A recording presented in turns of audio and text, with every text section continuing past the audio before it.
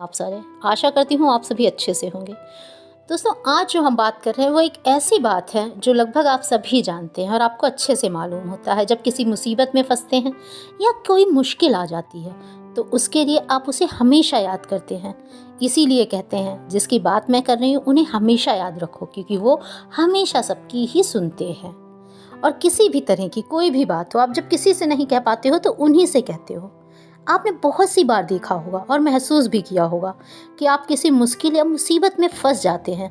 उस मुश्किल या मुसीबत से निकलने का कोई रास्ता दिखाई नहीं देता।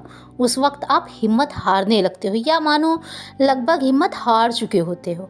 और उस स्थिति में आपको सभी देवी देवता, अल्लाह, भगवान, गुरु ग्रंथ साहब या जो भी आप जिसको भी मानते हैं वो सब याद आ जाते हैं। और जब आप बिल्कुल टूट कर बिखरने लगते हैं तभी कोई आशा की किरण या फिर कोई व्यक्ति या कोई ना कोई आशा आपकी ज़िंदगी में आती है और आपको उस मुश्किल और मुसीबत से निकाल देती है। अभी एक सिंपल सी बात थी, लेकिन अगर आप इस बात को डिटेल्स में समझना चाहते हैं तो मैं एक उदाहरण से समझा रही हूँ आपको। सपोज़ करो आप कहीं जा रहे हैं, अपने किसी व्हीकल से जा रहे हैं और आपकी गाड़ी ख़राब हो गई है। कोई जंगल है, सुनसान रास्ता है, डरावनी रात का अंधेरा है और आपके मोबाइल में नेटवर्क नहीं आ रहा हो, मोबाइल की बैटरी डाउन हो गई हो या फिर मोबाइल का बैलेंस ही ख़त्म हो गया हो। मतलब आप किसी से कांटेक्ट नहीं कर पा रहे हो और उधर से कोई भी गुजर ना रहा हो या फिर एक दो लोग गुजरे भी हों तो वो आपकी मदद नहीं कर रहे हैं। अब ज़रा सोच के देखिए, इस स्थिति में आप क्या करेंगे? उस स्थिति में आपकी हालत क्या होगी? एक तो रात, ऊपर से लोगों का डर, जंगली जानवर, क्योंकि आप जंगल में हो।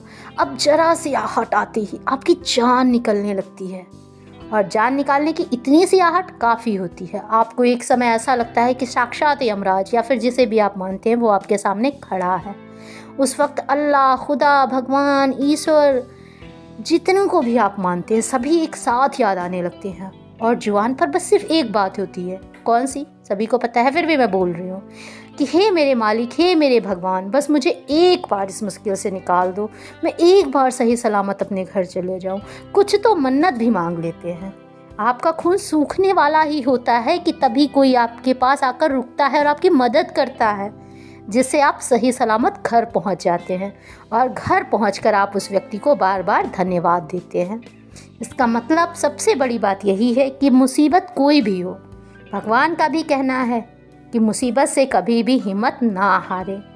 अब एक सोचने वाली बात है, क्या वो व्यक्ति अपनी मर्जी से आया था जिसने आपको बचाया, या उसका आना एक इत्तेफाक था, या फिर उसे आपके मालिक, रब, भगवान, खुदा जिसे मानते हैं उसने आपके पास भेजा था?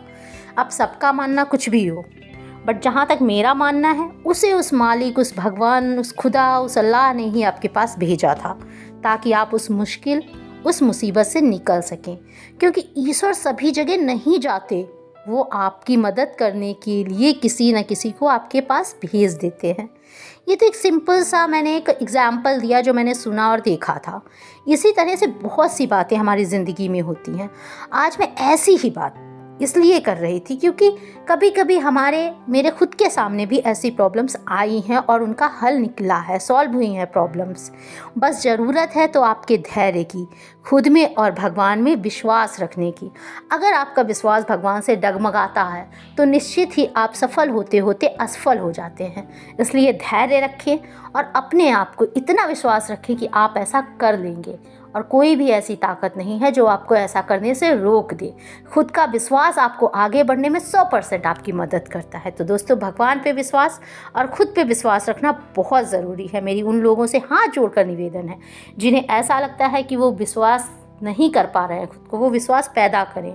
अगर आप जिसे मानते हैं उस पर विश्वास करें, चाहे खुदा हो, भगवान हो, आप किसी भी धर्म से बिलोंग करते हो, उसको मानें, उसमें विश्वास रखें और खुद में विश्वास रखें।